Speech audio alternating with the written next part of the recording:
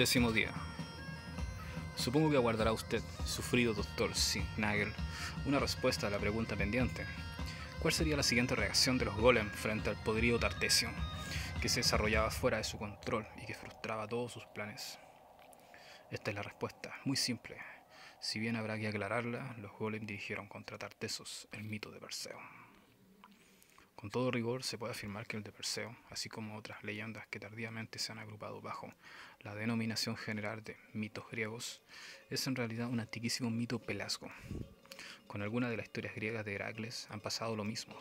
Por ejemplo, con aquella en la que el héroe lucha con el gigante Girión para robarle sus bueyes rojos y que oculta bajo un símbolo caro a los pelasgos. Una antigua incursión de los argivos primitivos contra el pueblo triple de los íberos o vitriones, con el fin de conquistar el secreto de la ganadería que desconocían o habían perdido. Y la prueba está en que aquellos argivos, enemigos de los geriones, se consideraban parientes de estos, desde que Heracles mismo era bisnieto de Perseo. Pero Perseo fue bisabuelo de Heracles, solo en el mito argivo. En verdad el tema está tomado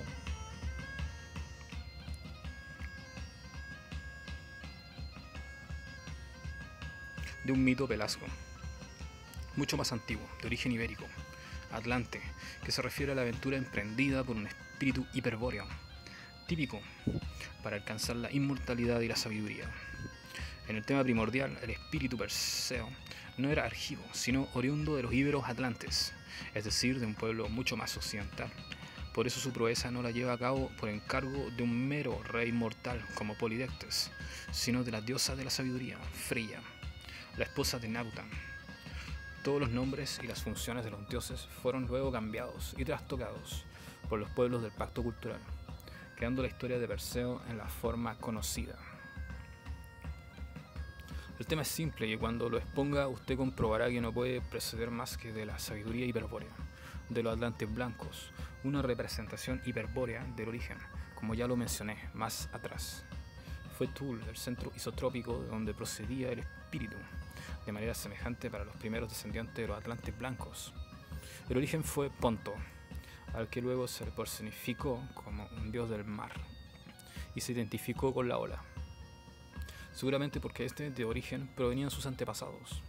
Este Ponto se desposa con Gea, la tierra, quien da nacimiento entre otros a Forcis y Seto, símbolos prototípicos de los seres híbridos, mitad animales, mitad dioses. En un trasfondo esotérico, esta imagen alude al espíritu aportado por Ponto, el origen al animal, hombre, hijo de la tierra. Los hermanos Forcis y Seto se aparean a su vez, y junto a una serie de arquetipos híbridos dan vida a tres mujeres, que ya nacen viejas, las grayas o greas, es decir, las grises. Naturalmente las grayas no son otras que las brayas, las guerreras sabias encargadas de custodiar el arado de piedra y la piedra de Venus. Son viejas porque deben ser sabias, y los que ignoran el significado de los instrumentos líticos afirmarán luego que entre las tres solo tenían un ojo y un diente. Perseo es la idealización del espíritu cautivo, que intenta la hazaña de librarse de la prisión material. Su objetivo es descubrir el secreto de la muerte, conseguir la más alta sabiduría y hallar a la pareja original. Nautan y Freya lo inspiran para que consulte a las Frayas, y ellas, con la piedra de Venus, le indican el camino a seguir. Debe dirigirse a un bosque sagrado de fresnos y reclamar la ayuda de los dioses para enfrentar con éxito a la muerte. Es lo que hace Perseo y se produce el encuentro con Nautan. El dios le informa que la sabiduría está en poder de su esposa, Freya, pero que no resulta fácil llegar hasta ella, pues la muerte se interpone al paso de los simples mortales. Para allanarle el viaje hacia Freya, Nautan revela a Perseo el secreto del vuelo y le entrega el signo de la media luna, es decir, el símbolo de los pontífices hiperbóreos, los constructores de puentes más sabios de los atlantes blancos. Según los atlantes blancos, los pontífices hiperbóreos sabían el modo de tender un puente infinito entre el espíritu y el origen, Ponto. El grado de pontífice hiperbóreo lo confirma Vides, el señor de Katagar, cuando entrega a los que franquean la puerta de la morada de los dioses liberadores la túnica y el casco. Sobre la frente de ese casco, los pontífices fijan el signo de la media luna. Es tradición que los pontífices así vestidos disponían de la facultad de tornarse culturalmente invisibles. no por efecto de tal indumentaria, desde luego, sino por la sabiduría que implica el poseerla. Nautan enseña a Perseo la lengua de los pájaros y lo guía hasta la morada de Levidas, quien lo inviste de pontífice hiperbóreo. En su viaje hacia Freya, Perseo llevará en la mano un buche de grulla conteniendo 16 piedras, en cada una de las cuales está grabada la runa o runa de 16 piedras. Al aproximarse a Freya, Nautan aconseja al héroe no detenerse a mirar el rostro de la muerte, lo que causaría su inmediata destrucción, y concentrarse en el espejo que la diosa de la sabiduría significa tras la muerte. Solo así podrá vencer a la muerte. Perseo cumple las indicaciones con exactitud y, contemplándose en el espejo de Freya, consigue comprender a la muerte y se transforma en hombre de piedra inmortal. A su regreso de la muerte, Perseo emplea la lengua de los pájaros para comprender a la serpiente con el signo del origen. Entonces adquiere la más alta sabiduría y encuentra a su pareja original. Hasta aquí lo más importante del tema original transmitido a los pueblos nativos por los atlantes blancos. Es evidente que gran parte del mismo, milagrosamente recordado gracias a la misión familiar, fue incorporado por los señores de Tarsis en la reforma del fuego frío. Los lidios posteriormente contribuirían a su degradación mediante la perfección de la forma ritual, que consistía en el demencial intento de exhibir exteriormente, plasmados en la materia, unos signos que solo pueden ser metafísicos. Claro que quienes más harían para pervertir el sentido del tema del espíritu Perseo serían los sacerdotes del pacto cultural. Y después que el sentido fuera restituido por el culto del fuego frío, sin dilación, los acompañarían los golem con todos sus recursos, trabados en una guerra que consideraban la vida o muerte para los planes de la fraternidad blanca a la que servían.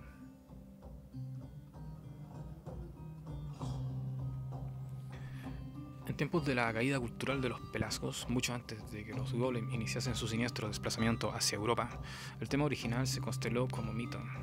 Los nombres fueron cambiando y los significados se distorsionaron e invirtieron. En el mito argivo, Perseo, por encargo del tirano de Cerifos, a quien prometió imprudentemente traer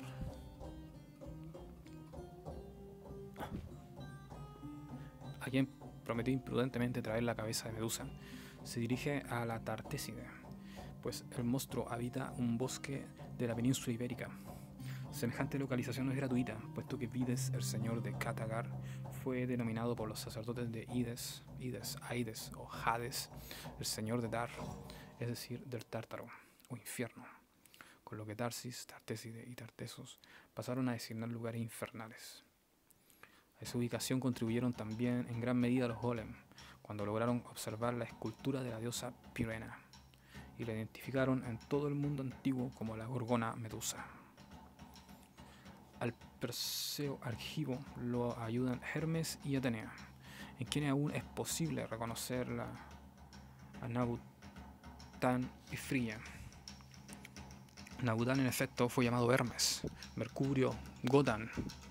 Como Hermes, según los griegos, era hijo de una mujer Atlante, hija del Atlante, y de un dios Zeus, lo que no está lejos de la genealogía del gran jefe de los atlantes blancos.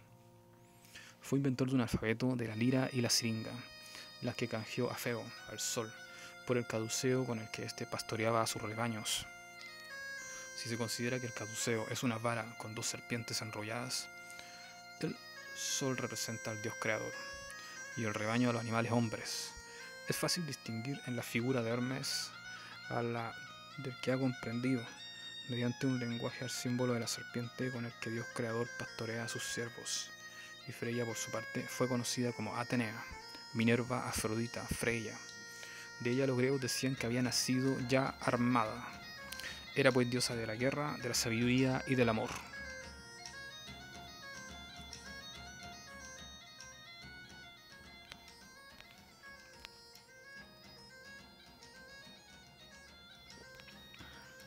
A partir de su viaje inverso a la Tartéside, el Perseo argivo comienza a comportarse como un claro exponente del pacto cultural. No consulta a las rayas, sino que les roba el ojo común. Estas lo envían a Alsos, al hogar de las Alceides, es decir, a un bosque sagrado donde encuentra a las ninfas Meliades. las que no son otra cosa que personificaciones de los fresnos. Las ninfas le suministran un saco de piel de grulla, donde colocará la cabeza de Medusa, y unas sandalias que permiten volar. Hades le presta el casco de la invisibilidad, y Hermes le entrega una hoz con forma de media luna para cortar la cabeza del monstruo. Pero lo que más delata a esta falsificación engendrada por los sacerdotes del pacto cultural es la prevención de Perseo Argivo, que teme convertirse en hombre de piedra. Porque el mito egeo no es una sabiduría posterior, sino la propia mirada de Medusa, la que convierte en piedra. La sabiduría, por el contrario, no está atrás de la muerte, sino afuera, junto a Perseo, definitivamente independizada e inalcanzable para él. Ella no permite que él se refleje en su verdad desnuda. Se limita a colocar un espejo objetivo donde el héroe contemplará la muerte sin que ésta lo atrape. Es toda la ayuda que le brinda Atenea. Viéndola desde el espejo, Perseo clavará la hoz en el cuello de Medusa y dará muerte a la muerte, sin que esta hazaña le permita alcanzar la inmortalidad. El espejo de Atenea es su escudo protector. La cabeza de Medusa, obtenida en la inútil hazaña de Perseo Argivo, es colocada por la diosa en el centro del escudo, dando a entender claramente que en esta era, luego del triunfo del pacto cultural, la sabiduría está escudada en la muerte, sin que exista posibilidad alguna a los mortales de llegar a ella. Desde luego, esto es solo una amenaza de los sacerdotes del pacto cultural para desalentar la búsqueda de la liberación del espíritu. En fin, como Perseo Argivo ni alcanzó la inmortalidad ni consiguió la sabiduría, no podrá comprender a la serpiente, y por eso se ve obligado a matarla también, cosa que hará a la vuelta de su hazaña cuando lucha contra un dragón y libera a Andrómeda, con la que se une y procrea numerosa prole.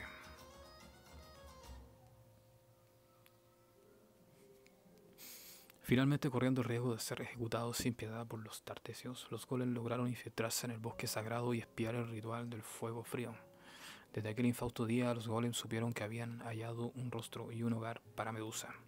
En pocos años, merced a su incesante prédica y a la de los incontables sacerdotes que los secundaban en todos los pueblos del pacto cultural, se popularizó con renovado vigor la leyenda argiva de Perseo. Los hijos de Forciseto, las grayas, las gorgonas y la serpiente que cuida el árbol de las manzanas de oro habitan en un bosque sagrado de la Tartéside, región que pertenecía a la sazón al reino de Tartesos.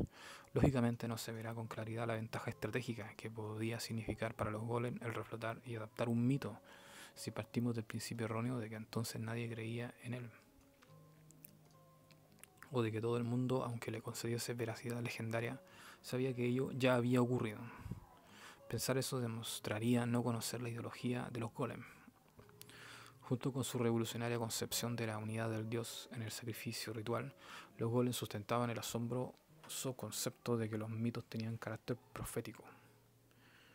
Vale decir que los mitos y todo argumento precedente del cielo o de los dioses jamás se cumplen del todo, jamás están realizados totalmente. Tenían fe ciega en que si se repetían las circunstancias y los personajes, el mito como una profecía se iba a desarrollar nuevamente en la tierra. En síntesis, afirmaban: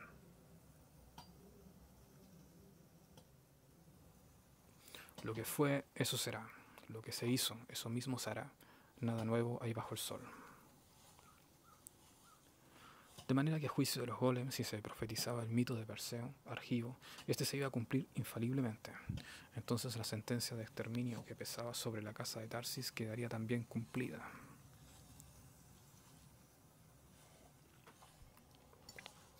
Por supuesto, no hay que engañarse con respecto a la actividad de un mito descripto, hasta en sus menores detalles, si bien en las mentes crédulas del pueblo. Perseo y Medusa eran imaginarios como personajes reales. Los reyes y jefes militares que ambicionaban el botín de Tartesos tenían en claro que se trataba de representaciones en los siglos de la expansión tartesia. Los que deseaban emular a Perseo, por ejemplo, sabían muy bien que la cabeza de Medusa que debían cortar significaba destruir a Tartesos. Algo semejante cuando ocurría cuando en las guerras del siglo XIX se proponía destruir al oso, aludiendo a la conquista de Rusia, o humillar al león, en lugar de someter a Inglaterra. Sin embargo, el hecho de que un rey estuviese al tanto del sentido alegórico del mito, no le resta a este capacidad de actuar, sino que por el contrario aumenta sus posibilidades de concentrarse realmente. El que adopta inteligentemente el papel de personaje del argumento mítico interpreta a la descripción del mito como una especie de plan o proyecto a realizar. Pero entonces no es el personaje quien actúa para realizar el proyecto del mito, sino el mito, el que inconscientemente motoriza al personaje para concretar el argumento. Quien aspira a ser Perseo acabará cortando la cabeza de Medusa, aunque crea que podrá autocontrolarse, porque conoce el significado alegórico del personaje. Así pues, Dr. Sir Nigel, los Golem dirigieron contra Tartessos el mito de fuera de Perseo, como reacción a la expulsión económica.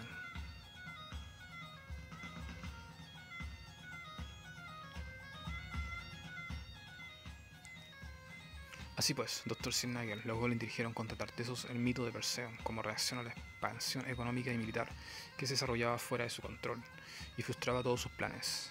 La respuesta es ahora clara. Durante los siglos posteriores muchos serían los Perseos que intentarían la hazaña de conquistar Tartessos, casi siempre integrando las expediciones guerreras, guiando a los reyes invasores o a los jefes piratas. Llegaba el golem, caricatura de Hermes, que señalaría la morada de las grallas y la ubicación del ojo único, es decir, de la espada sabia, porque los golems no olvidarían nunca su objetivo principal, robar la piedra de Venus. Esa sería su parte del botín. Todo lo demás, el oro y la plata y los muelles, barcos y prósperas ciudades, todo sería para el Perseo vencedor, para el héroe del pacto cultural. No era mucho lo que solicitaban, y no serían pocos los que responderían a sus intrigantes propuestas. Empero, pese a esta ofensiva que se fundaba en la acción universal de un mito y que obligaba a los tartesios a vivir en permanente estado de guerra, el reino se defendió con éxito hasta el siglo III, época en que su poderío comenzó a declinar frente a otras potencias nacientes. Cartago, Grecia y Roma escribirían el final de la historia. Los griegos del periodo preclásico fueron muy receptivos a la estrategia de los golem, y ello los condujo a emprender muchas expediciones de conquista contra Tartessos, desde sus pujantes colonias en Sicilia, Italia, Galia y finalmente en la misma España, habían acabado con Tartessos, si no fuese porque debían cuidar sus espaldas del creciente poder de Roma. Los romanos, en cambio, se mostraron siempre amistosos con los tartesios y poco permeables a la influencia de los golem. Ello no debe extrañar si se recuerda que por las venas de la nobleza romana circulaba la sangre de los pelasgos de Etruria, parientes directos de los tartesios. El destino no reservaría pues ni a los griegos ni a los romanos la hazaña de destruir Tartessos. Sería un hombre de Cartago, un fenicio, un rojo o un púnico, el nuevo Perseo que empuñaría la hoz del hierro, símbolo invertido y pervertido de la media luna, y cortaría la cabeza de Medusa, dando así cumplimiento a la profecía de los golem. En el siglo II a.C., cuando los filisteos la ocupan y saquean, comienza la decadencia de Sidón. La ciudad más importante de Fenicia. Se inicia así el poderío de Tiro, que no cesaría de crecer hasta que Nabucodonosor, tras un sitio de 13 años, la arruina definitivamente en 574 a.C. Mas, para ese tiempo, Tiro se ha expandido en todo el mundo antiguo y posee colonias como Hades, Cádiz, el sur de España, en las costas de Sicilia, en las Baleares, en Cerdeña, y desde el 814 a.C. en las costas de África, donde han fundado la rica y próspera ciudad de Cartago. Con la ruina comercial de Tiro cobra preponderancia a partir del siglo VI a.C., la colonia cartaginesa poseedora de la mayor flota del Mediterráneo occidental. Cartago alcanzó en la historia la triste celebridad de haber constituido una sociedad amoral, formada por mercaderes cuya única ambición era la riqueza, que imponía su comercio con la protección de un ejército mercenario. Solo unos pocos jefes militares, en efecto, eran cartagineses. El grueso del ejército estaba integrado por hombres sin patria y sin ley, vale decir por soldados, cuya patria era la de quien más pagaba, y cuya ley dependía del pago acordado. Pero lo que más impresionó siempre a los observadores, de manera análoga a la repugnancia que causó a los europeos del siglo XVI el conocer el sangriento culto azteca de los corazones palpitantes, fue el culto de Moloch, una deidad a la que se debían ofrendar permanentes sacrificios humanos para aplacar su inextinguible sed de vidas. En Tiro, los fenicios adoraban a los dioses muy semejantes a los de otros pueblos de la Mesopotamia y el Asia Menor. Rendían culto a la diosa Astarte o Atanit, que para los asirio-babilonios era Ishtar o Inanna, o Nana para los griegos, o Io para los egipcios Isis, y en otras partes se llamaba Ashtaroth, Cibeles, Atenea, Anata, Hadar, y también ofrendaban a Adón, que equivalía al Adonis frigio, y creían en Melkart, que correspondía a Heracles Argivo, y ofrecían sacrificios a Baal Zebul, Baal Sidón, Baal Saduk, Baal 2, Baal Tar, Baal Ya, etc. Todo el nombre del dios creador al que se representa Ora como el sol, Ora como el planeta Júpiter, Ora como una fuerza de la naturaleza. Fue en el siglo IX a.C. cuando el rey Itubal, sacerdote de Astarte, casó a su hija Jezabel con el rey Ahab de Israel, que los golems se infiltraron en Tiro y trataron de unificar los cultos en el sacrificio del dios Uno. Aquel intento no daría grandes resultados hasta el siglo siguiente, luego de que el gran rey Sargón de Asiria conquistase el país de Canaán y los golems se trasladasen a Cartago para oficiar como sacerdotes del culto a Moloch. Hay que advertir que el cartaginés fue el primer pueblo en que los golems se establecieron, fuera de los pueblos europeos que le estaban asignados por la Fraternidad Blanca, para cumplir con su misión de unificar los cultos, pero sería el primero y el último. Según ellos mismos declaraban, su interés solo estaba en trabajar sobre los cultos de Europa. Si permanecían en Cartago, ello se debía pura y exclusivamente a la herejía tartesia, a la necesidad de orientar a aquel pueblo perseo para que cortase la cabeza de Medusa y diese cumplimiento a sus profecías. Y fue así como, impulsado por el siniestro designio de los golem, el culto de Moloch llegaría a dominar por el terror a todos los otros poderes del gobierno de Cartago. El rey de la nobleza, los consejos de estado, los jefes militares, todos acabaron sometidos a Moloch y sus sacerdotes golem. Al final todas las familias de Cartago estaban obligadas a ofrendar sus hijos primogénitos para ser sacrificados en la boca de Moloch, es decir, para ser arrojados en la boca de un ídolo de metal que daba a un horno incandescente. Y allí terminaban sus días también los prisioneros, los esclavos, los acusados por algún delito, las vírgenes consagradas o cualquiera que a los golems se les ocurriese eliminar. Mas el dios jamás estaba satisfecho, exigía más y más, pruebas vivientes de la fe del pueblo en el sacrificio ritual. Su ley reclamaba una cuota de sangre difícilmente disponible. Quizás Molo esperaba un sacrificio aún mayor, quizás se calmaría con la ofrenda de todo el linaje que lo había ofendido, con el exterminio de su nombre de la estirpe de los señores de Tarsis. Al estallar las guerras púnicas en el año 264 a.C., los golem creyeron llegada la oportunidad de dar cumplimiento a las profecías. Y no solo lo creyeron ellos, sino también los miembros de la Fraternidad Blanca, quienes enviaron desde Chambala a dos misteriosos personajes de nombre Bera y Birsa. Eran dos sacerdotes de grado superior a los que daban el título de inmortales. Dos sacerdotes que, por haber pertenecido en remotas épocas a la misma raza de los golem, la Fraternidad Blanca les había encargado la misión de dirigir sus planes. Eran dos golems supremos, pues que superaban cuanto pudiesen haber demostrado sus hermanos de raza en materia de crueldad y artes diabólicas. Entre otras potestades, por ejemplo, poseían la facultad de viajar por el tiempo, dominio que mi familia comprobó amargamente, toda vez que los mismos actores aparecieron en distintos siglos posteriores con el fin de procurar su destrucción.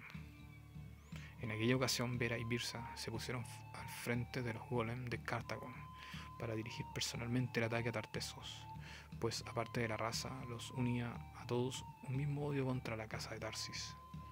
El general Almígar Barca sería el nuevo Perseo, el instrumento que el mito empleaba para desarrollarse nuevamente en la tierra. Con el propósito de que este militar demostrase ante el dios uno que estaba preparado para realizar la hazaña, se lo impulsó a que asesinase a 40.000 hombres de su ejército mercenario, a los que previamente se había incitado a la rebelión, suprimiéndoseles el pago de la soldada. Desde el desfiladero del hacha, un río de sangre fue a parar así a las fauces de Moloch, para satisfacción de los golem, y como clara señal de que la profecía podría ser cumplida. A continuación, el gobierno de Cartago, siguiendo las instrucciones de los sacerdotes de Golem, encargó el año 237 a.C. a Almícar Barca la conquista de España. Esta invasión, la última que iba a soportar Tartessos, fue el tema de una saga familiar de leyendas orales denominada El ataque de los 22 Golem. Cuenta la saga que en el año 229, mediante un hábil e inesperado repliegue de tropas, el general Barca consigue sorprender a Tartessos dormida, como el Perseo Argivo a Medusa, y la somete a sangre y a fuego. Empero mientras los soldados se entregan a la matanza y al saqueo, otros hechos están sucediendo. Acompañando al ejército cartaginés han llegado hasta Tartessos 22 golem, es decir, 20 sacerdotes golem conducidos por Vera y Biersa. El mito del Perseo Argivo se ha hecho realidad. La profecía se está cumpliendo en ese momento, y es necesario actuar con rapidez y precisión. En tanto, los 20 golem ocupan el bosque sagrado y efectúan los rituales convenientes para consagrarlo al dios Uno, el Moloch, y neutralizar la influencia mágica de Pirena. Los inmortales Vera y Biersa irán en busca de la espada sabia. Los golems se aplican a su tarea y pronto se encuentran profanando la lámpara de Pirena, concentrados junto al manzano de Tarsis y la escultura de la diosa. Lo que ocurre a continuación obedece a que cada uno comete un error de evaluación sobre la capacidad y el modo de reacción del adversario. Los golem erraron al no considerar la locura mística y heroica que los hierofantes tartesios disponían por ser descendientes de los señores de Tarsis, y los hierofantes subestimaron los poderes y la determinación de los golem, quizá por desconocer hasta entonces la existencia de los inmortales como Vera y Biersa.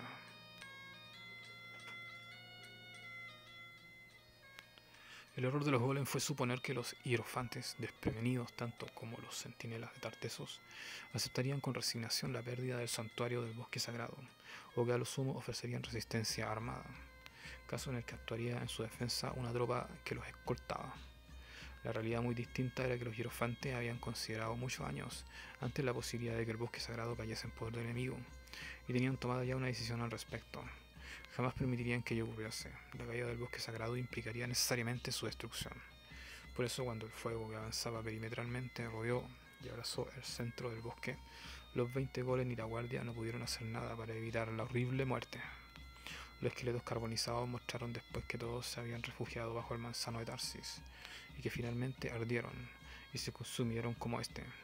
Y los restantes árboles del bosque, todo se incineró en aquel incendio que había sido cuidadosamente planificado durante años y preparado mediante una estudiada distribución de leña seca en distintas partes del área. Al ingresar al bosque sagrado en tren de conquista, los golems no ganarían una plaza, sino que caerían en una trampa mortal.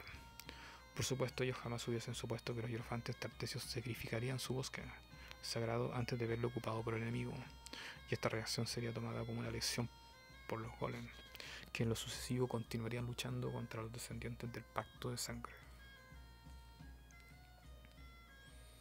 Y la subestimación que los hierofantes cometieron al evaluar el real poder de los golem a punto estuvo de causar la pérdida definitiva de la espada sabia. Si ello no ocurrió, el mérito solo debe atribuirse al valor increíble de las Brayas y a una lealtad al pacto de sangre que iba más allá de la muerte. El caso era que a unos 20 kilómetros de Tartessos, sobre la ladera del cerro Candelaria, se hallaba la entrada secreta a una caverna que había sido acondicionada en tiempos remotos por los atlantes blancos. Era una de las obras que se debían conservar de acuerdo al compromiso del pacto de sangre. Naturalmente, luego de la derrota cultural de los íberos, tal compromiso se olvidó, y la caverna oculta y solitaria permaneció abandonada miles de años. Sin embargo, los efectos purificadores de la prueba de familia, que culminaron con la reforma del fuego frío, causó su redescubrimiento. A pesar de que no todos, ni en cualquier momento, podían penetrar en ella, el motivo era que la entrada secreta estaba señalada con las runas de Nautan, y solo los de sangre pura, los que eran capaces de escuchar la lengua de los pájaros, lograban encontrarla. Quien no reunía estos requisitos no conseguía descubrirla, ni así estuviese delante de ella. Pues bien, esa caverna había sido elegida por las actuales Rayas para guardar la espada sabia. Un corredor de guerreros tartesios se formó para permitir la salida de Tartessos de las Rayas y salvar, al último momento, la valiosa herencia de los atlantes blancos. Muchos perecieron para consumar este heroico rescate. Muchos que hoy han de estar inmortalizados por su valor, aguardando en Kathagar el momento en que regresarán a ocupar sus puestos de combate. Cuando se libre sobre la tierra la batalla final. Gracias a su leal entrega, las Brayas, que en ese tiempo eran la reina de Tartessos y 2 princesas, pudieron llegar hasta la entrada secreta de la caverna. En verdad iban perseguidas tan de cerca por Vera y Birsa que solo una princesa, portando la espada sabia, logró atravesar el umbral, mientras que las otras 2 Brayas se retrasaban para detenerlos. Y aquí fue donde se vio el terrible poder de los inmortales golem, pues aun cuando las Brayas los enfrentaban con sus temibles hachas de piedra, ellos no necesitaron emplear arma alguna para dominarlas, salvo sus artes demoníacas. El poder de la ilusión, en el cual eran maestros, les bastó para inmovilizarlas y apoderarse de ellas. Empero, la espada sabia ya estaba a salvo de la caverna secreta, puesto que a los golems que solo poseían alma, pero carecían de espíritu, resultaría imposible comprender las runas de Nautan. La saga familiar concluye esta parte de la historia narrando el espectáculo observado por los hierofantes tartesios cuando se dirigieron a la caverna secreta luego de incendiar el bosque sagrado. Tendidos en el suelo de la base del cerro Candelaria, no muy lejos de la entrada secreta que ellos no habían conseguido encontrar, estaban los cadáveres de la reina de Tartessus y la princesa, espantosamente mutilados. De aquel cuadro resultaba evidente que Vera y Birsa sometieron a cruel tormento a las valientes iniciadas con el objetivo de obligarla a confesar la clave de la entrada secreta, y era indudable que ella había preferido morir con honor antes de traicionar la misión familiar y el pacto de sangre. Habían así resistido primero a la presión mágica del encantamiento de los golems con voluntad de acero, y después a la tortura física, a la prueba del dolor. Entonces, seguramente, al comprobar el fracaso de sus planes y temiendo un enfrentamiento con los hombres de piedra, los inmortales se apresuraron a asesinarlas y a partir hacia la Isla Blanca, no sin dejar tras de sí una inequívoca señal de sus infernales presencias. Antes de irse, escalpelaron los 2 cadáveres y se llevaron la totalidad del cabello, las 2 trenzas teñidas con la lechada de cal que las Brayas, como todas las iniciadas consagradas de Loa, lucían hasta los tobillos, y con la sangre que se escurría desde los cráneos desnudos, escribieron en lengua fenicia sobre una roca algo así como: el castigo para los que ofendan a Yah provendrá del jabalí. Sin duda, otra de sus malditas profecías.